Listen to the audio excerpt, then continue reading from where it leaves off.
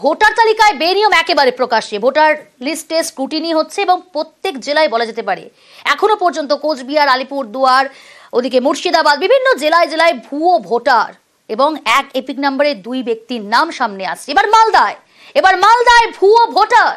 ইংরেজ বাজারের 18 নম্বর ওয়ার্ডে ভোটার লিস্টে গরমিল। বিহারের বাসিন্দার নাম মালদার ভোটার লিস্টে। এ বিষয়ে জানাবো আপনাদের। সেবক রয়েছে আমার সঙ্গে। সেবক, এই গরমিলটা প্রকাশ্যে এলো কিভাবে? প্রিয়াঙ্কা, দেখো, আমরা যেটা জানি যে তৃণমূল নেত্রী কিন্তু নির্দেশ দিয়েছিলেন যে রাজ্য জুড়ে দলীয় নেতা কর্মীদের বুথে বুথে গিয়ে ভোটার তালিকা যাতে তারা যাচাই করে দেখেন। আর এইরকমই যাচাইয়ের প্রক্রিয়া চলছিল মালদহের ইংরেজ বাজারের 18 নম্বর ওয়ার্ডে আজ সকালে। সেখানে এই শরৎপল্লী এলাকা, এখানে স্থানীয় কাউন্সিলর, জেলা তৃণমূল মুখপাত্র তারা বেরিয়েছিলেন। তারা দেখেন ভোটার তালিকায় অন্তত 3 জনের নাম তারা দাবি করছেন। আদিত্য কুমার চৌধুরী, ত্রিপুরা কুমারী চৌধুরী, বৃন্দানাথ চৌধুরী, যাদের নাম ওই এলাকার ভোটার তালিকায় রয়েছে, অথচ দীর্ঘদিন ধরে তারা এদের কোনো অস্তিত্ব জানেন না। শুধু তাই নয়, যে পরিবারের ভোটার তালিকার মধ্যে, অর্থাৎ পরিবারের 4 জনের ভোটার রয়েছে একই পরিবারে, তার মধ্যে এদের নামগুলি ঢুকে রয়েছে। সেই পরিবারের কর্তাও বলছেন যে এই মাঝখানে পরিবারের লিস্টের মাঝখানে কারা ঢুকে গেছেন তিনিও বুঝতে পারছেন না। আর তারপরেই খোঁজ নিয়ে দেখা যায় যে এরা নাকি বিহারের ভোটার, এমনটাই দাবি তৃণমূল নেতৃত্বের। গোটা ঘটনায় হইচই পড়েছে এবং গোটা ঘটনায় প্রশাসন, পাশাপাশি নির্বাচন কমিশনের দ্বারস্থ হয়েছে তৃণমূল নেতৃত্ব। প্রিয়াঙ্কা, বেশ।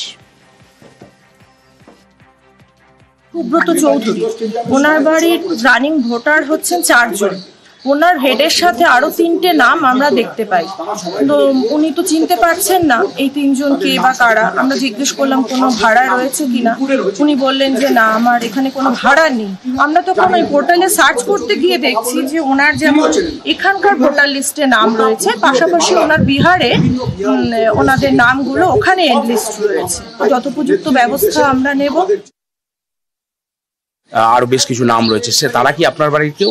না না, সব ভুয়ো ভোটার। ওদের বাড়ি কোথায় আমি কেমন করে বলবো? আমি তো ওদেরকে চিনি না, জানি না। আমাদের বাড়িতে কোনো ভাড়াটিয়েই নাই, কিভাবে বলবো? দেখবে, খুঁজবে, কোথায় আছে বের করবে, আমাকে ডাকবে, আমি সোজা চলে যাব প্রশাসনের কাছে। আমার সবকিছু দেখেন, পরিষ্কার কথা। যেমনটা বললাম, মালদার খবরটা দেখালাম, এবার দেখাবো দক্ষিণ দিনাজপুর তপন বিধানসভায়। সেখানে আবার গুজরাটের ভোটার কমল রজনী, তার নাম রয়েছে। এখানেই শেষ নয়, কিন্তু তার নাম রয়েছে আবার কুশমন্ডির ভোটারের সঙ্গে এপিকে মিল। ভাবুন, ভুতুরে ভোটারের অভিযোগ একেবারে সামনে চলে এলো। দক্ষিণ দিনাজপুরের তপন বিধানসভায় গুজরাটের কমল রজনীর নাম, পাশাপাশি কুশমন্ডির ভোটারের এপিক নম্বরের সঙ্গেও মিল রয়েছে। আরো ডিটেল জানাবো কিভাবে এলো এই গরমিলটা প্রকাশ্যে, এলো কিভাবে ভুতুরে ব্যাপারটা। অনুপ রয়েছে, অনুপ জানাবে। অনুপ, কিভাবে এলো এই গরমিলটা প্রকাশ্যে? একদিকে তপন বিধানসভার তালিকায় গুজরাটের কমল রজনী, আবার কুশমন্ডি ভোটারের সঙ্গে এপিক মিল রয়েছে তার। একদমই। দেখো প্রিয়াঙ্কা, যে তৃণমূলের যে ভোটার ধরার যে অভিযান, সেই অভিযান চালানোর সময় দক্ষিণ দিনাজপুরের তপন এলাকায়, পতিরাম এলাকায় তৃণমূলের নেতৃত্ব অমরিশ সরকার, জেলা পরিষদের সহকারী সভাধিপতি, তিনি যখন এই কাজ করছিলেন, সেই সময় কিন্তু তার নজরে আসে যে এই তপনের বিধানসভার মধ্যে রয়েছে কমল রজনী, তার যে এপিক নাম্বার, তার সঙ্গে কুশমন্ডি বিধানসভার যিনি গোবিন্দ হালদার, তার এপিক নাম্বার যেমন মিল হচ্ছে। আচ্ছা, একটু শোনাই দর্শকদের। অনুপ, সঙ্গে থাকো। গোবিন্দ হালদার কি বলছেন শুনুন একবার। এটা সমস্যা হয়েছে, মানে একটা কার্ড দেখাচ্ছে গুজরাটে আর একটা দেখাচ্ছে এই গঙ্গারামপুর থেকে মানে ট্রান্সফার করতে নিয়েছিলাম, তখন এটা আর হচ্ছিল না। আমার এটা নিয়ে মানে আরো অনেক সমস্যা করে 2 বছর ধরে আমি ঘুরে বেড়াচ্ছিলাম। প্রধান সাহেব আসছিল, মেম্বার আসছিল, কয়েকজন আছে। এই কার্ডটা আমি দেখানোর পরে ওই কার্ডটাতে দেখা যাচ্ছে যে একটা দেখা যাচ্ছে গুজরাটে, আর তোমার এটা দেখা যাচ্ছে হচ্ছে কুশমন্ডি ব্লকে। মানে গুজরাটের ভোটারের নামটা, ভোট কেন্দ্রটা হ্যাঁ এখানে চলে আসছে। প্রতিরাম গার্লস হাই স্কুল দেখাচ্ছে, বিবেকানন্দ গার্লস হাই স্কুল দেখাচ্ছে। আচ্ছা, আর আপনারটা কোনো চেঞ্জ হয়নি? আমারটা কোনো চেঞ্জ হয়নি। আবার গুজরাটের ভোটারের 2টো ভোট কেন্দ্র দেখাচ্ছে, একটা গুজরাটেও দেখাচ্ছে, একটা গুজরাটও দেখাচ্ছে, একটা এই Pratiram girls Vivekananda girls high school দেখাচ্ছে। আচ্ছা আচ্ছা, তাহলে এটা নিয়ে আপনি কিছু চিন্তায় পড়ে গেছেন? চিন্তায় পড়ে গেছি। খুব স্বাভাবিক বিষয়। অনুপ রয়েছে আমার সঙ্গে। অনুপ, গোবিন্দ হালদারের বক্তব্য আমরা শোনালাম। 2 বছর ধরে তিনি ঘুরছেন, এই সমস্যার সমাধান করার চেষ্টা করছেন। 2 বছরও সমস্যার সমাধান হলো না। একদমই, তিনি কিন্তু এই সমস্যা নিয়ে 2 বছর ধরে ঘুরছেন, তার সমস্যার সমাধান কিন্তু তিনি করতে পারেননি আজ পর্যন্ত। এই অভিযোগও কিন্তু তিনি করছেন এবং তিনি প্রশাসনের দ্বারস্থ হওয়ার জন্য তিনি জানিয়েছেন।